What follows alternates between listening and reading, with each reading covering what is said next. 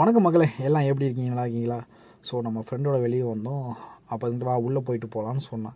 So இது என்னதுன்னு கேட்டேன். மச்சான் ரயில்வே ஸ்டேஷன் அப்படின்னா, ரயில்வே ஸ்டேஷன் உண்மையாக சொல்லி அப்படின்னா ஆமையா அப்படின்னா, என்னையா மால் மாதிரி இருக்குது அப்படி சொல்லிட்டு அப்படி சரி ஓகே உள்ளே போயிட்டு போகலாம் அப்படின்ட்டு அப்படி உள்ளே போனேன்.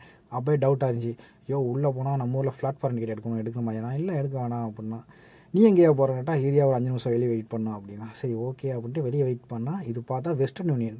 ஆனால் எல்லோரும் கூட்டத்துலேயும் ஒருத்தர் இருப்பான். என்ன கேட்டாலும் எப்போ கேட்டாலும் காசு இல்லை காசு இல்லை காசு இல்லை அப்படிம்பாங்க. ஆனால் வாரம் அனுப்பிடுறாங்க.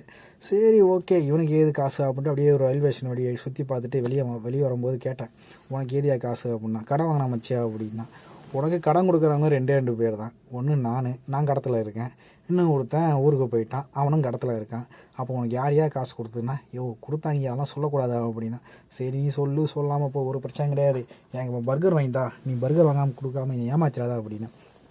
சரி வா வாங்கி தரேன் அப்படின்னா. சரின்ட்டு அப்படியே பார்த்துட்டு சுற்றி பார்த்துட்டு போனேன். ஒரு பயத்துலேயே தான் போனேன், ஏன்னா டிக்கெட்டு கேட்காம வந்துடுவானா அப்படின்ட்டு. சரின்ட்டு பர்கர் வாங்கிட்டு வந்தா டேக்அவே வாங்கிட்டு வந்து நிற்கிறான். நான் கீழே பெஞ்சில் உட்காந்துருக்கேன், நீ டேக்அவே வாங்கிட்டு வந்துருக்க அப்படின்ட்டா.